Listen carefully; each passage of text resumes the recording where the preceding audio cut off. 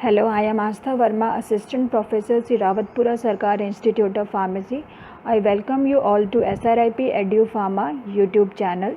Through this slide, we will be discussing osmotic pressure mediated drug delivery system, a controlled drug delivery system. So let's begin with the topic.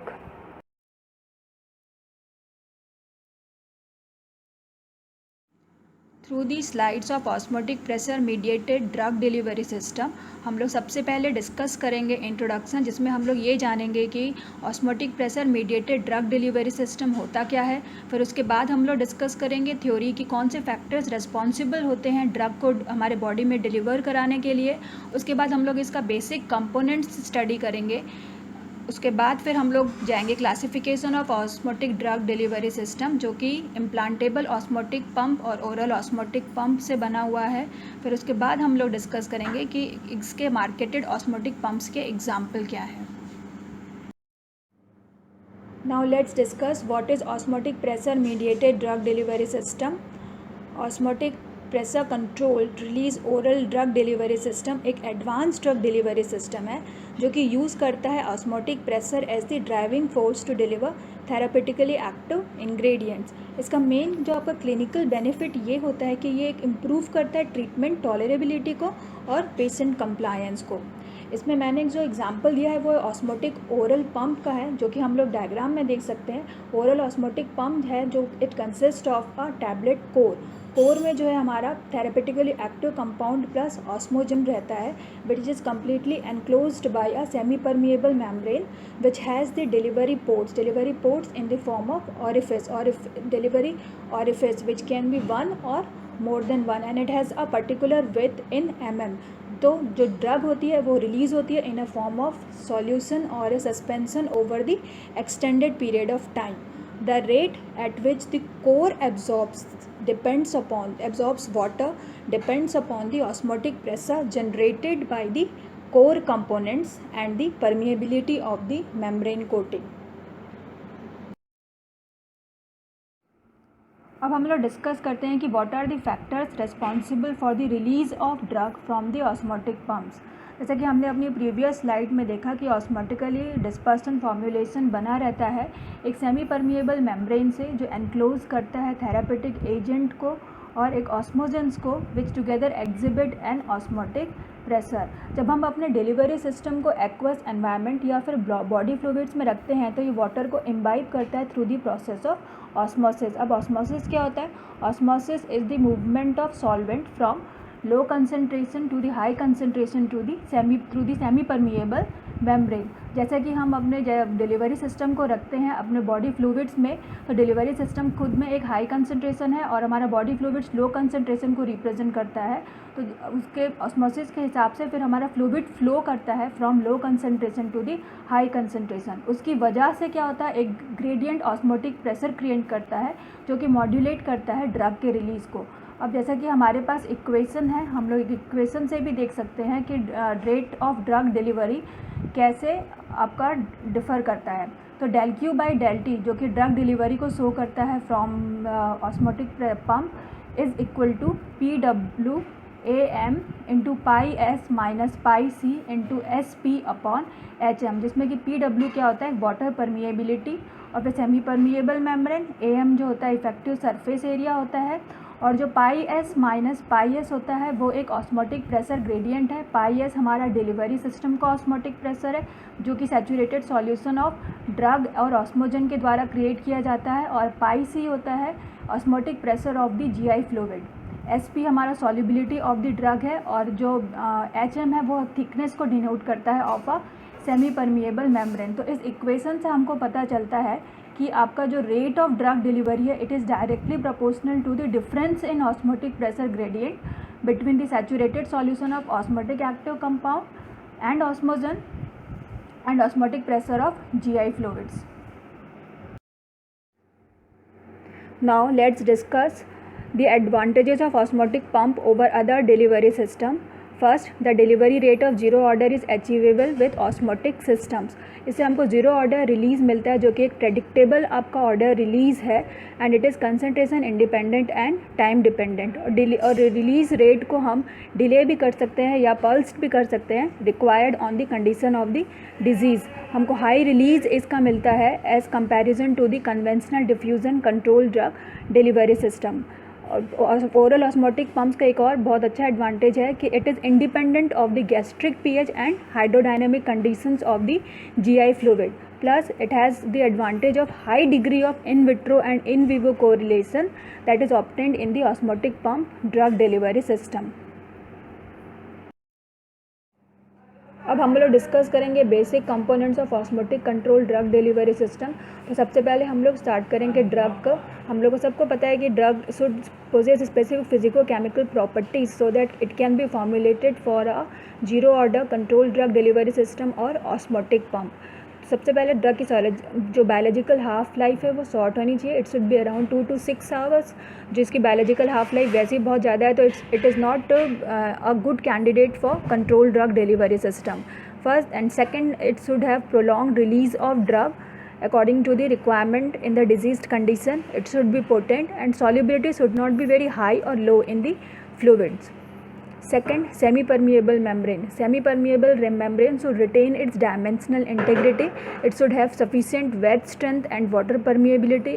It should be biocompatible. It should be rigid and it should be non-swelling, and it should have sufficient thickness to withstand the pressure within the device. Certain examples of semi-permeable membrane which are used for making osmotic pumps are cellulose acetate butyrate, ethyl cellulose, cellophane, polyesters, ethylene vinyl acetate. अब हम लोग discuss करेंगे next component जो कि है osmotic agents. Osmotic agents जो है it maintains the concentration gradient across the semi permeable membrane.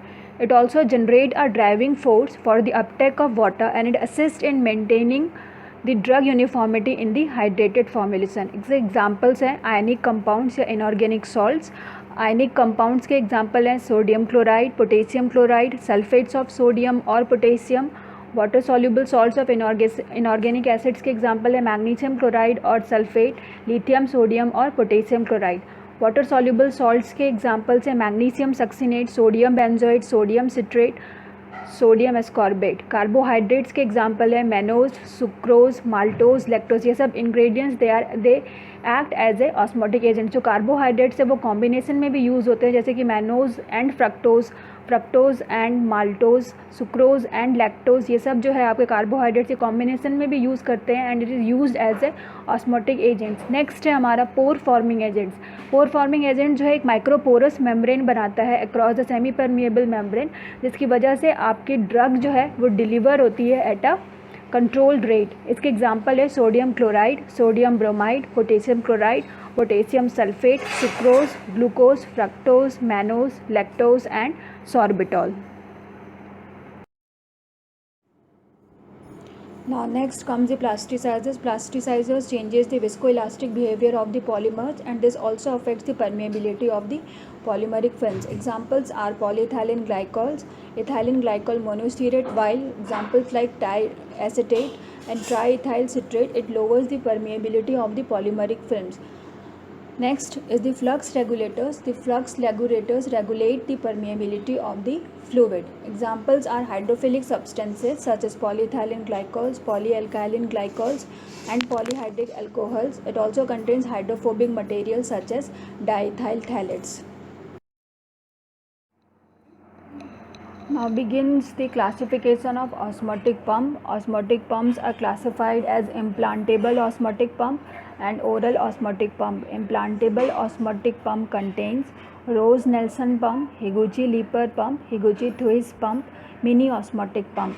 Oral osmotic pump is further divided into elementary osmotic pump, push-pull osmotic pump, sandwiched osmotic pump, controlled porosity osmotic pump. Implantable osmotic pump के under हम सबसे पहले पढ़ेंगे the Rose Nelson pump. Rose Nelson pump diagram से ही हमको clear है कि it consist of a device which has a water chamber incorporated in which is separated by a semi permeable membrane, then comes the salt chamber which has a electric diaphragm and then comes the drug chamber and orifice. जो हमारा water chamber है उसमें पहले से ही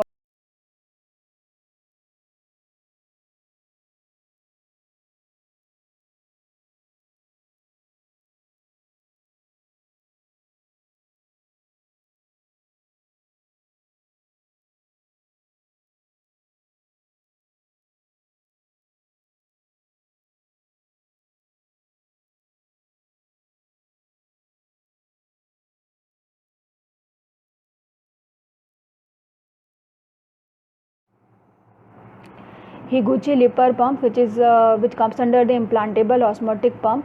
Higuchi-Lippert pump जो है वो रोज Nelson pump से अलग है, क्योंकि रोज नेल्सन पंप पे वाटर चैम्बर इनकॉर्पोरेट होता है, लेकिन इसमें जो है आपका पोरस मेम्ब्रेन का सपोर्ट होता है। उसके बाद वाली लेयर सेमी परमिएबल मेम्ब्रेन की होती है। उसके बाद जो चैम्बर होता है it contains the saturated solution of salt. फिर आपका आता है movable separator and then comes the chamber of active ingredient. तो इसमें सबसे पहले पोरस मेम्ब्रेन से जो है आपका वाटर जो है वो अंदर आता है और सेमी परमिएबल मेम्ब्रेन से एक्सपोज होता है। सेमी परमिएबल मेम्ब्रेन इम्बाइब करता है and it goes into the saturated solution of magnesium sulphate. जैसे ही आपका सॉल्ट चैम्बर में वाटर आता है तो एक प्रेशर क्रिएट करता है और जो वॉल्यूम बढ़ता है इसका और एक्सपांड होता है, वो एक्सपांड करता है तो मूवेबल सेपरेटर को पुश करता है ऊपर की ओर, जिसकी वजह से जो आपका एक्टिव इंग्रेडिएंट है वो एट ए कंट्रोल्ड रेट रिलीज होता है इनटू द बॉडी फ्लूइड्स और into the body part in which it is implanted.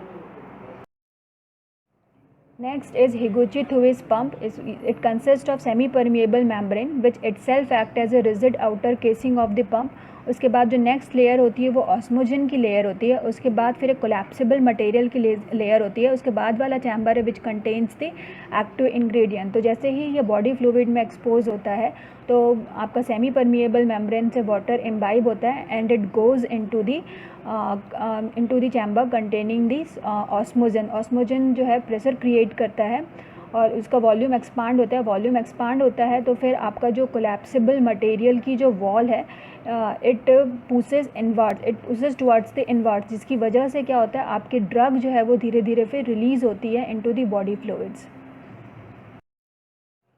Now under the oral osmotic pump we will first study elementary osmotic pump. From the diagram it is clear elementary osmotic pump consists of osmotic core which is coated with a semi-permeable membrane having a delivery orifice of 0.4 mm.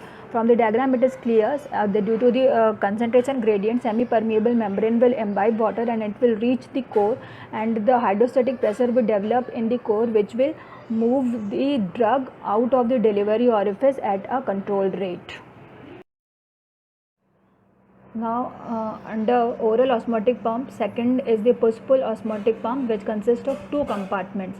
The lower compartment consists of a compartment containing the osmotically active agent or osmosons, and the second compartment, that is the upper compartment, it contains the therapeutic agent plus osmosons. So when it goes into the body fluids, it imbibes water. When it imbibes water through a semi-permeable membrane, it imbibes water, and when it imbibes water, the hydrostatic pressure is created by the osmosons which pushes the compartment, and when the compartment is pushed, from the diagram you can see it is pushed toward the upside and it moves the drug through the orifice at a controlled rate into the body fluids. Now next is the sandwiched osmotic pump which consists of a tablet core consisting of center push layer and two attached drug layer which is coated with a semi-permeable membrane. When it goes into the body fluids, it imbibes water. When it imbibes water, the swellable polymer in the push-pull compartment swells and it creates the pressure. When the pressure is created, the drug is moved through the orifice at a controlled rate. Now we will discuss controlled porosity osmotic pumps which comes under oral osmotic pump. It consists of a semi-permeable membrane which contains a pore forming agent and has an osmotic drug core containing osmogens and therapeutic agent. When it comes in contact with the body fluids or GI fluids, it imbibes water, and due to the presence of pore forming agent, a microporous membrane is formed in situ, from which the drug is released at a constant rate or for extended period of time. Now there are certain examples of some marketed brand of osmotic drug delivery system. First is the phenylpropenylamine, which uses alimentary pump as a type of delivery system, and the product name is Acturim. Second is the Prejocin, which uses push-pull as a delivery system, and it is available in the market as a product name Alpress LP. Similarly, there are other examples of drugs which are marketed as a osmotic pump drug delivery system and are available in the market. Here we have come to end of osmotic pressure mediated drug delivery system. We have covered the basics of osmotic pump. Still we are left with the evaluation and advancement in osmotic pumps. If you have any queries, you can ask. Thank you for listening.